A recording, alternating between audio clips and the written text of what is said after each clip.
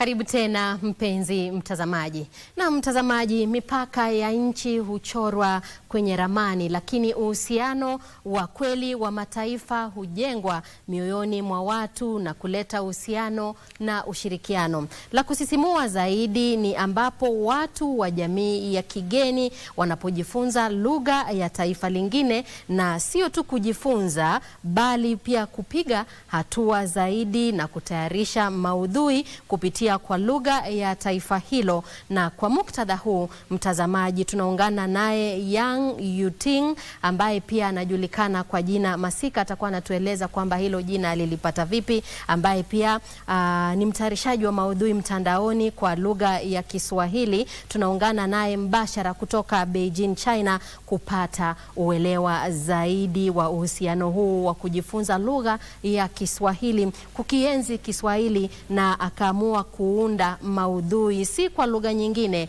bali ni kwa lugha hii, lugha ya Kiswahili. Karibu sana Yang Yuting, pia ambaye anaitwa Masika. Asante sana mtangazaji, nafurahi sana. Karibu. Naam, Masika, ulipataje hili jina Masika? Hiyo jina nilipewa na mwalimu wangu, kwa sababu masika si maana yake ni kama msimu wa mvua kwenye Kiswahili. Halafu jina langu la Kichina maana yake pia ni kama nilizaliwa katika msimu wa mvua. Kwa hivyo naona ni jina linalofaa sana. Kwa hivyo nikachagua jina hilo. Kwa hivyo tuna uhusiano mbali na kuwa kujua Kiswahili, pia tuna uhusiano wa maana ya majina. Manake hapa nchini Kenya jamii nyingi huweza kuwapa watoto wao majina kulingana na msimu ama kulingana na lakabu yao na kadhalika. Na unaweza kutueleza kwamba wewe ni mwenyeji ama wewe ni raia wa nchi ya China, lakini mara kwa mara wewe umezuru taifa la Kenya. Katika kushirikiana na Wakenya, kuzungumza nao, ni nini ambacho kinakufurahisha kuhusu Wakenya? Yani kwanza labda naweza kujitambulisha kidogo. Na hamjambo watazamaji, jina langu ni Masika. Mimi ni mtayarishaji wa maudhui kutoka China kama mtangazaji alivyosema. Na kweli mimi napenda sana tamaduni za Afrika Mashariki, hasa utamaduni wa Kiswahili. Na hivi sasa mimi kutengeneza video kwa lugha ya Kiswahili zinazohusu utamaduni wa China, utalii na biashara. Na nina akaunti 2 kwenye Facebook na pia TikTok. Kwangu mimi kama Kiswahili ni taaluma nisomea chuoni hapa China. Na baada ya hapo ili kujifunza zaidi nilienda nchini Tanzania, halafu niliishi nchini Kenya kwa muda pia. Kwa hivyo baadaye nirudi hapa China. Kweli mara nyingi na miss Kenya sana, kwa sababu sitaka kupoteza uhusiano wangu na maisha niliyoishi pale Afrika Mashariki. Kwa hivyo baada ya wakati nikipata nafasi nilirudi Kenya na kuwatembelea marafiki wangu wa zamani. Ndio hivyo tu.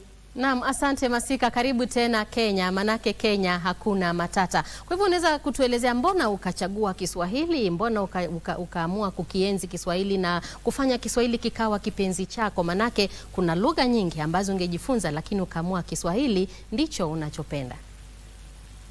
Yani kama hivyo, yani kabla ya kufanya mtihani wa kuingia chuoni, ni miaka mingi iliyopita. Kabla ya kufanya mtihani huo, kwa bahati nilisoma jarida moja.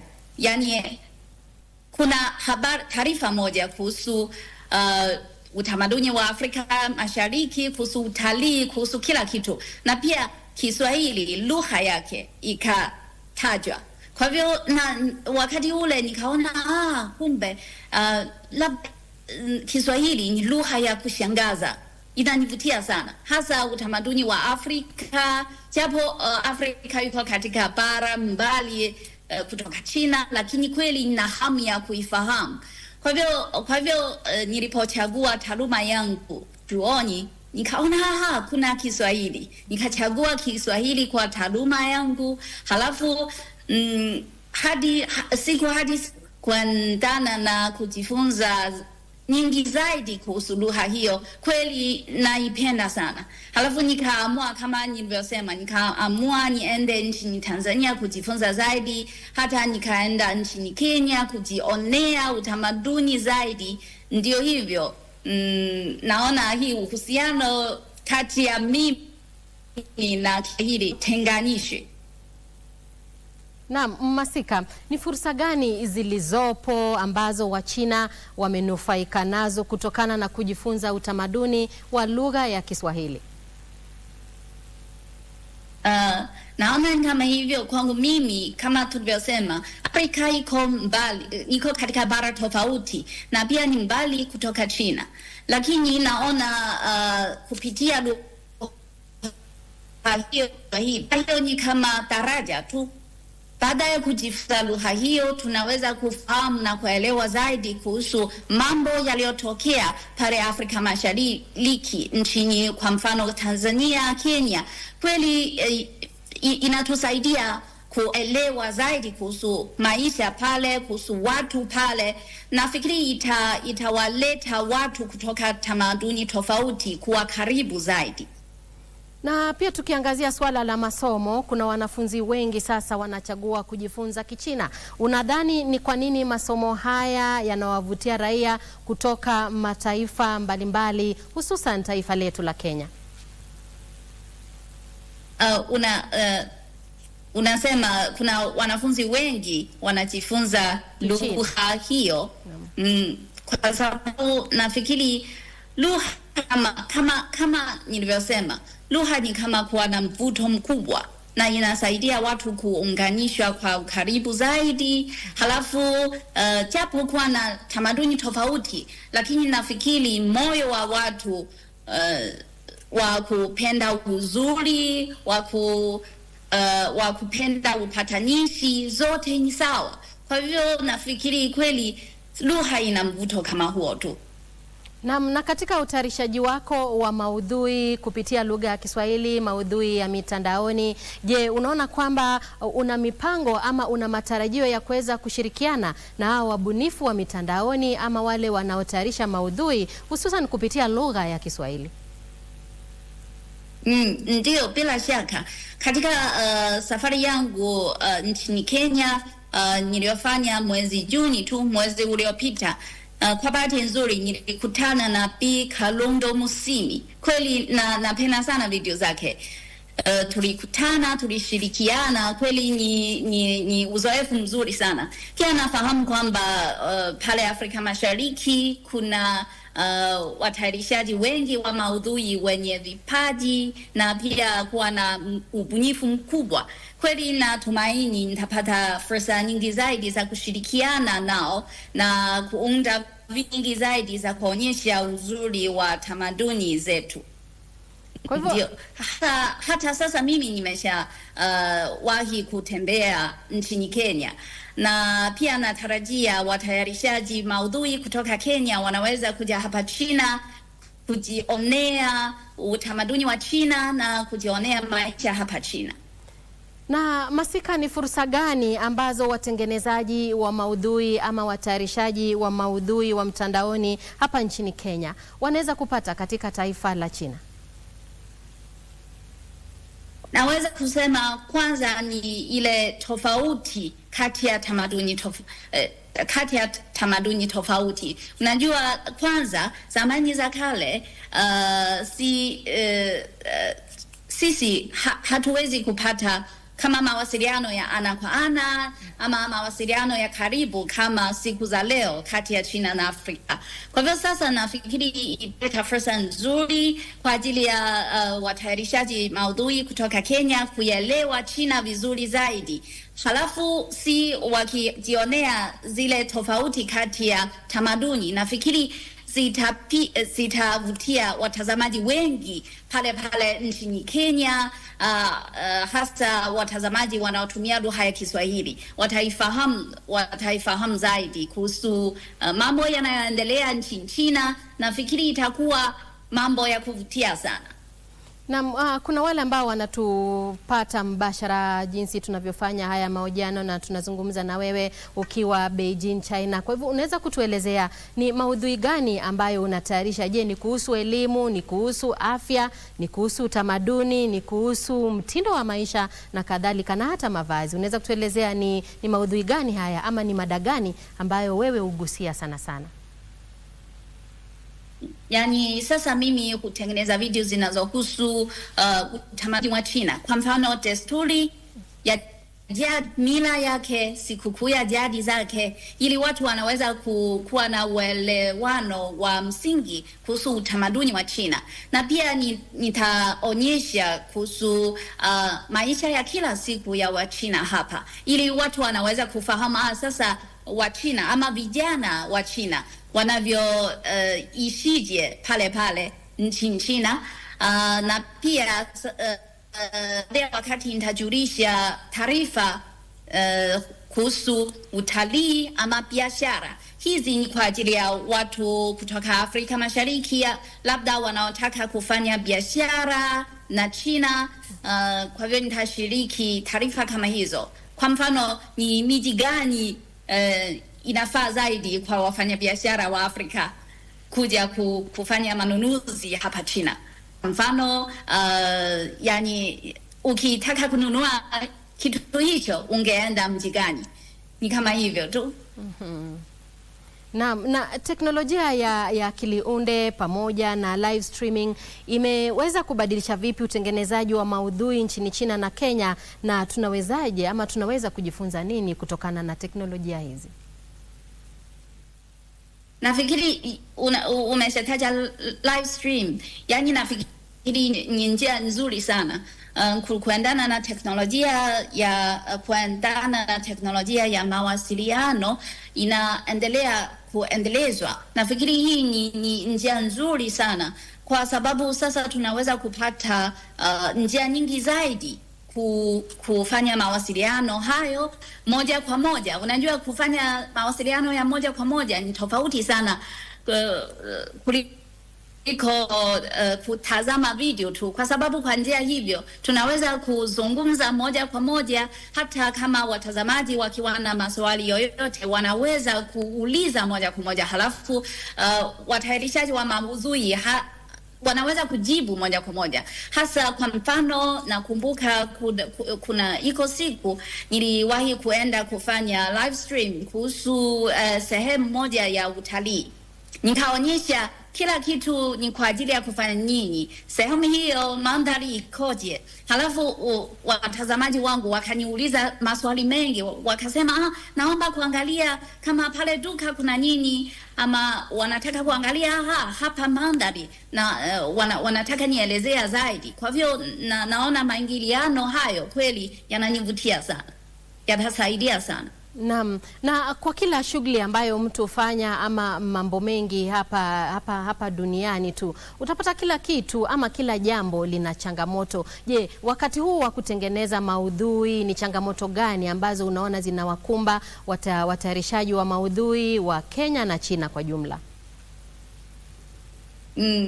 Nafikiri kwanza nahitaji kusema labda kwanza ni kama nilivyosema, Afrika na China ziko katika bara tofauti. Kwa hivyo labda baada ya wakati inahitaji muda na nafasi kwa watu kutoka tamaduni tofauti kuelewana zaidi, kwa sababu baada ya wakati watu watayarishaji wakieleza mambo fulani yatakuwa ya mageni sana kwa upande mwingine, kwa sababu wanatoka tamaduni tofauti. Kwa hivyo hii labda italeta taabu kwa ajili ya watazamaji kuelewa. Nafikiri hii itakuwa changamoto, lakini naona kama wachaji maudhui wakiwa na ustahimilivu zaidi wanaweza kufanya video kwa undani zaidi, kwa makini zaidi, kuelezea kila kitu, kuzingatia mahitaji na hali ya watazamaji wao. Nafikiri wanaweza kuirekebisha hali hiyo.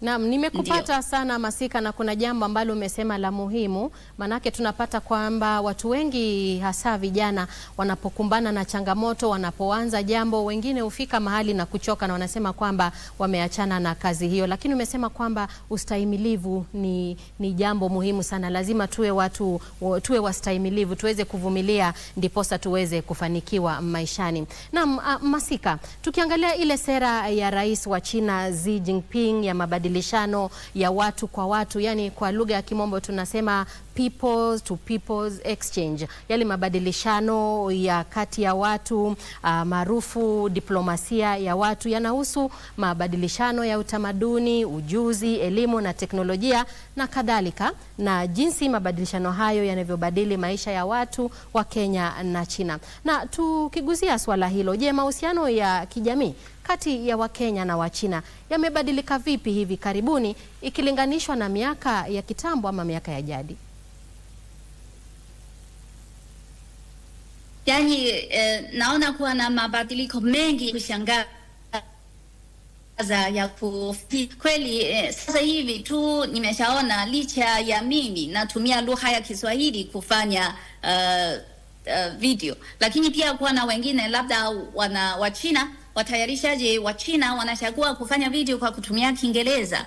Kwa hivyo sasa wote, lakini maudhui wote ni kuhusu kujulisha utamaduni wa China na maisha ya siku ya leo ya China. Naona hizo kweli, nimesikia kwamba wengi wamepokewa vizuri na watazamaji wa Afrika Mashariki. Nina rafiki mmoja kutoka Kenya anasema labda kila siku aki look through the TikTok atafanya kuwa na watayarishaji wengi wa China wanatengeneza video ya kufurahisha, video ya kwa mfano kufundisha lugha ya Kichina. Kweli naona wanasema wanazipenda sana, wanajifunza lugha ya Kichina hata kidogo wanaweza kunyambia ni hao, yani maana yake ni mambo. Kwa hivyo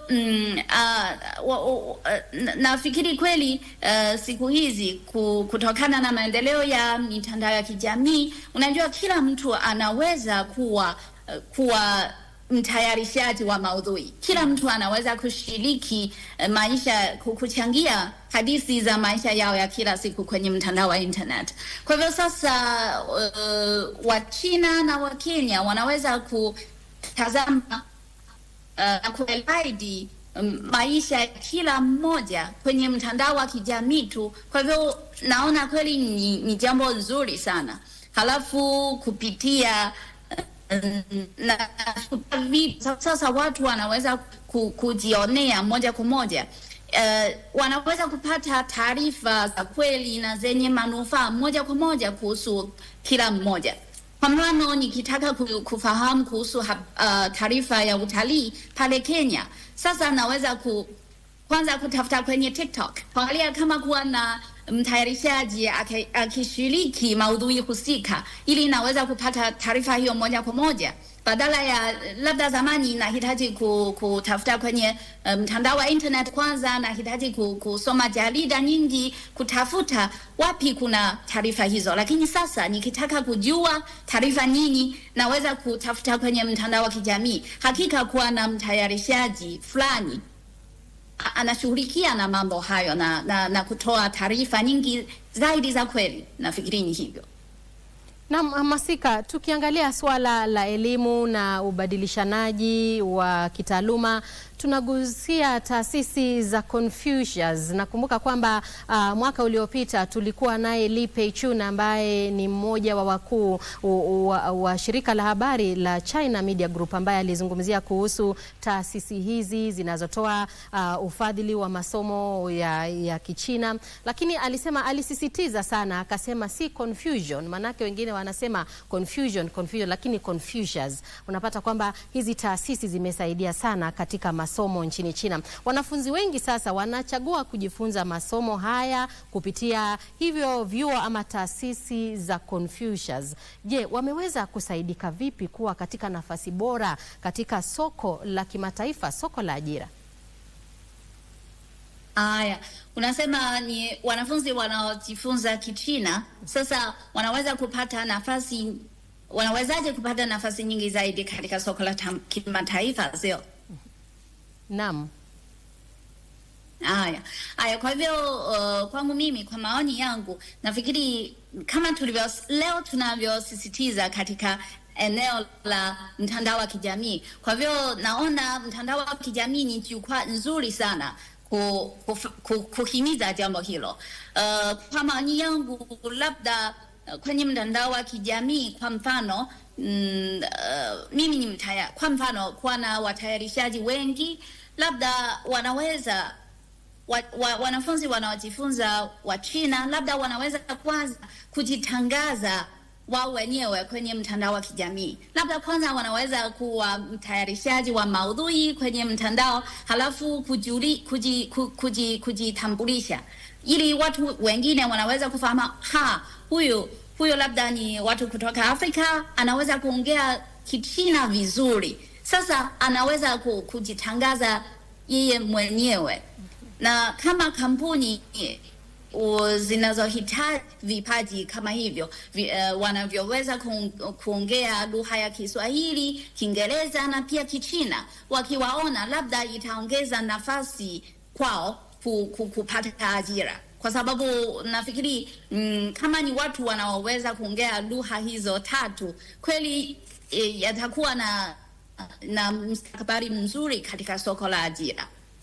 Kwa hivyo nafikiri kwanza labda wanaweza kutumia vizuri mtandao wa kijamii, halafu kujitangaza, kujitafuta kama kuna fursa ya aina gani. Na pia naona kwa mfano kampuni